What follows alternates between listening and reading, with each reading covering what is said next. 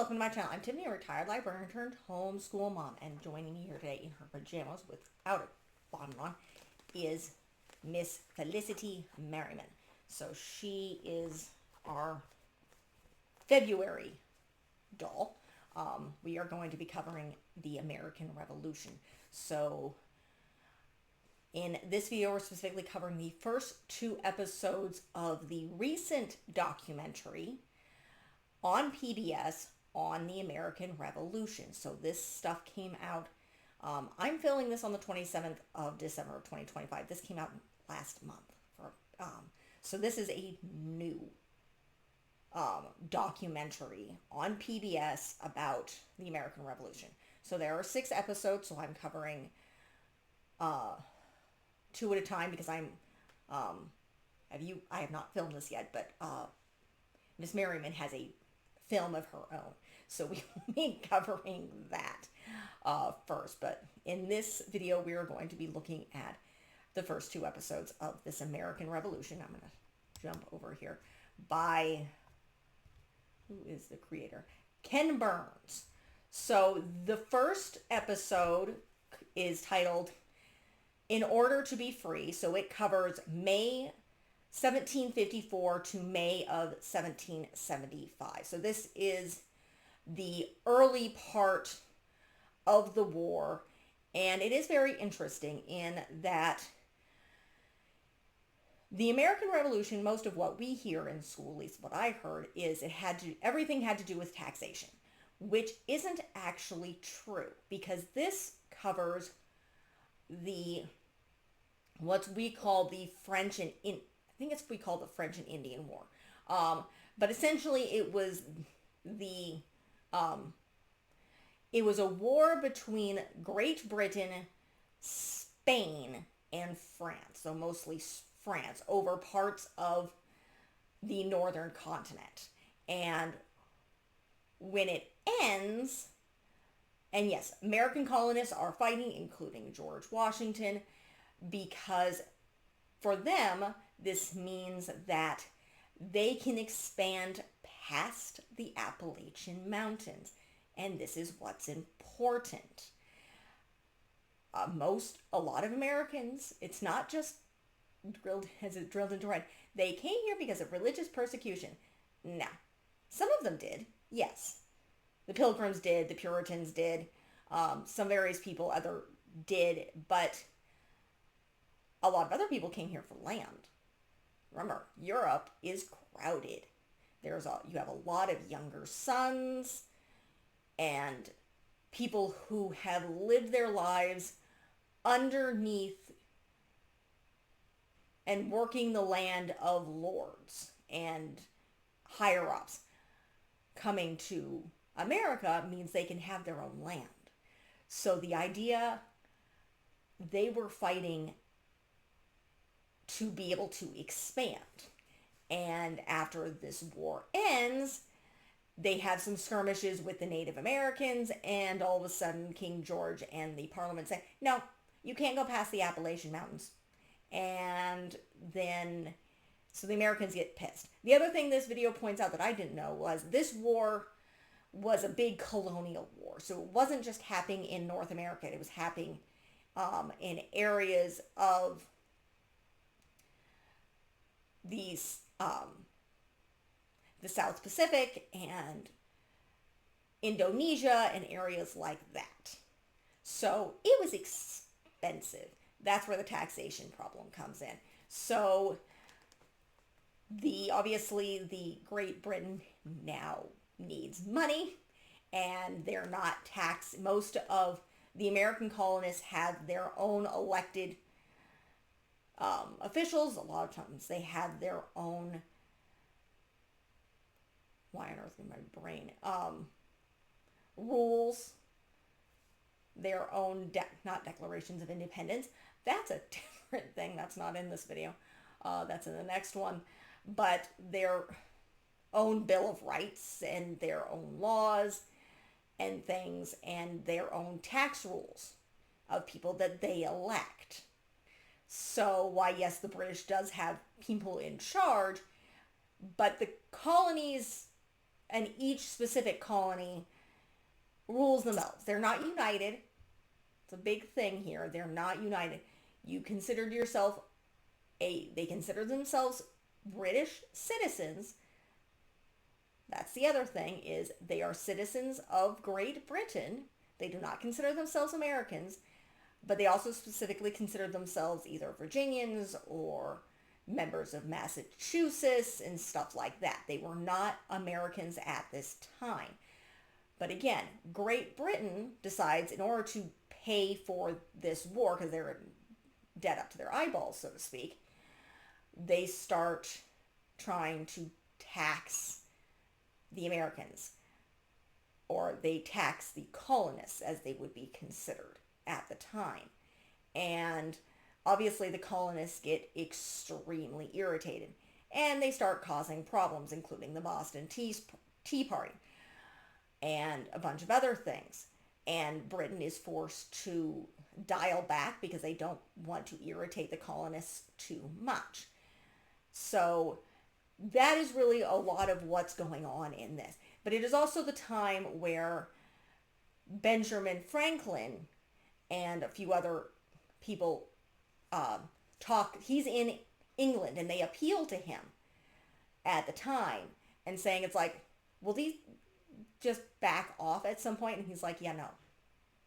They want self-rule. And though I know from another video, this is when Franklin realizes, and I think there's another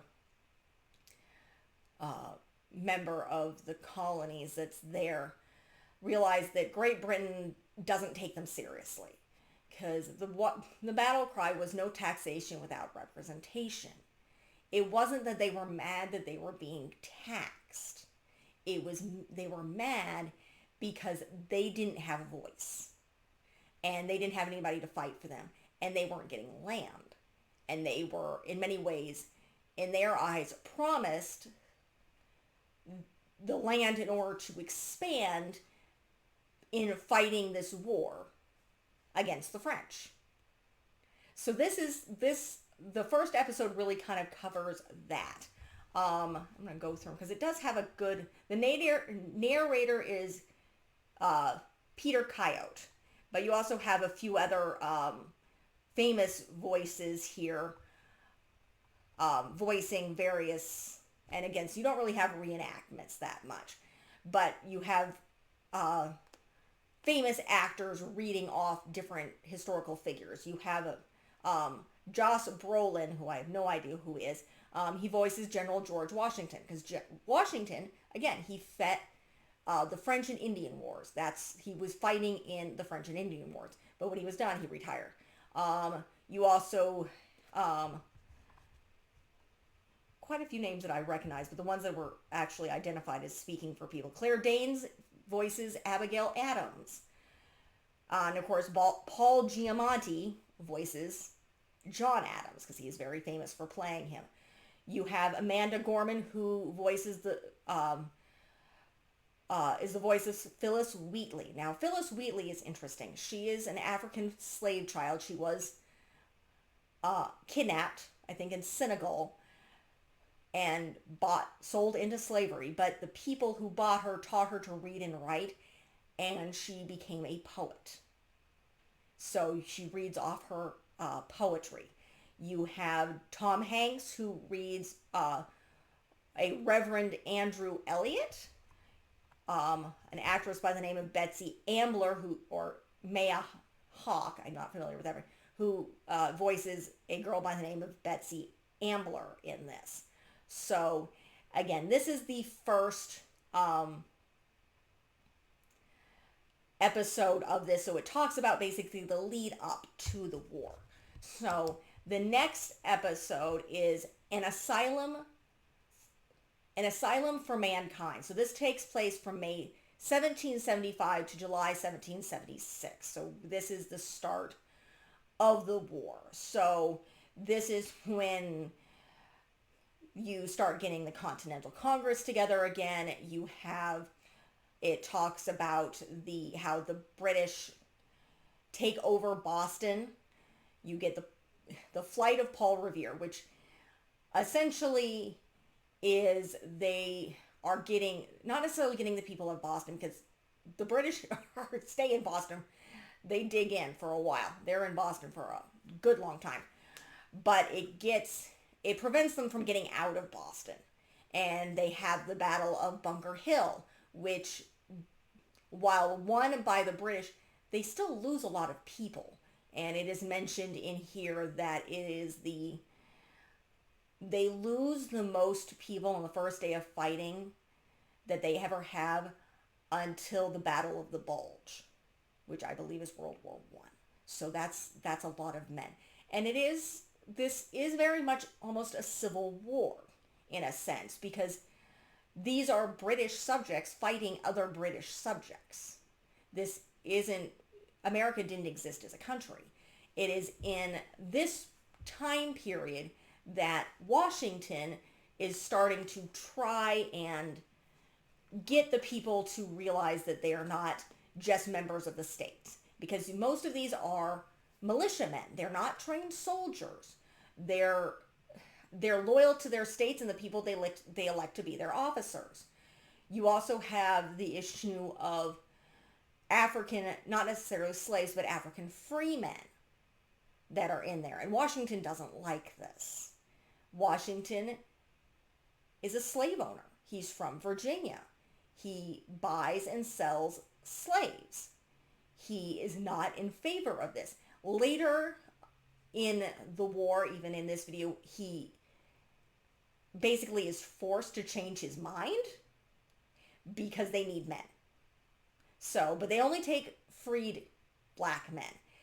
They're also forced with, now they bring up, one of the other people they bring up here is somebody who's mentioned here, because Felicity here, if you've watched the other videos that I have not filmed yet, lives in Williamsburg, Virginia.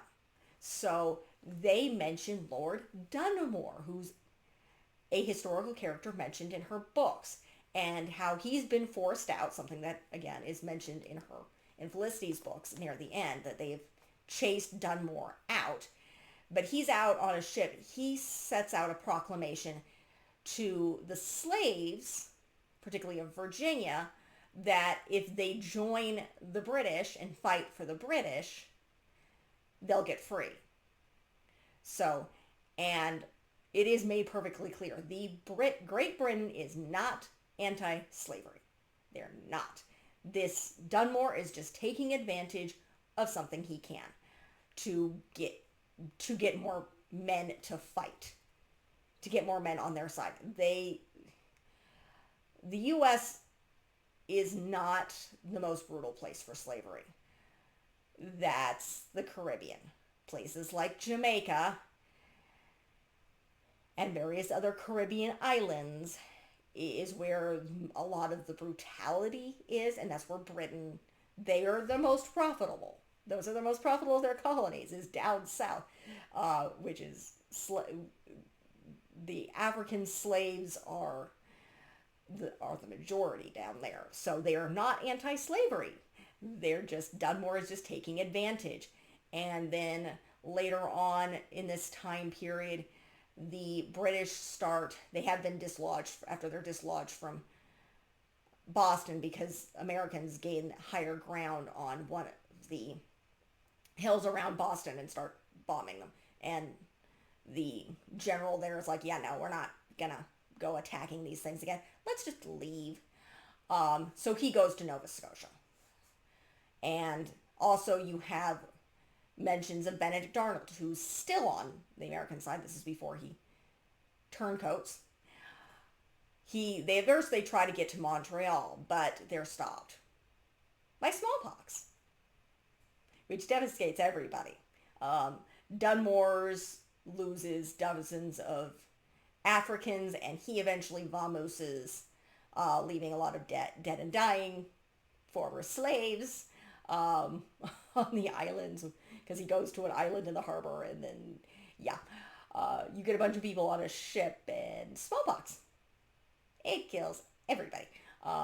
It devastates everybody. So, though, by this time, a lot of the people in Massachusetts, once they dislodge the British from Boston, there's no British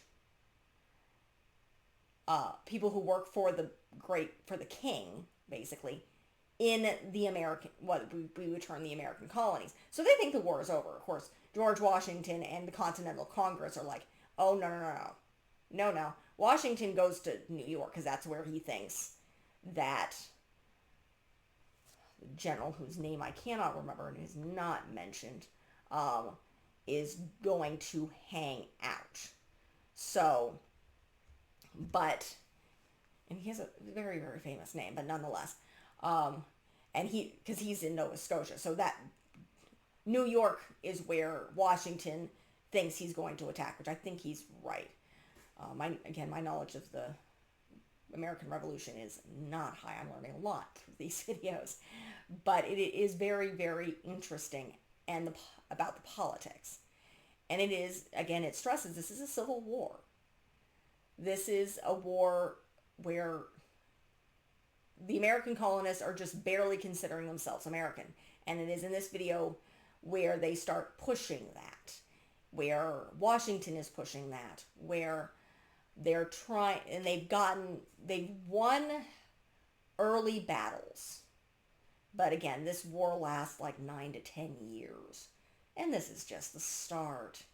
So the Continental Congress is smart enough to be sending envoys to France to try and not only to buy arms, because they do need gunpowder. That's the reason they lost Boston in the first place, is because they ran out of gunpowder.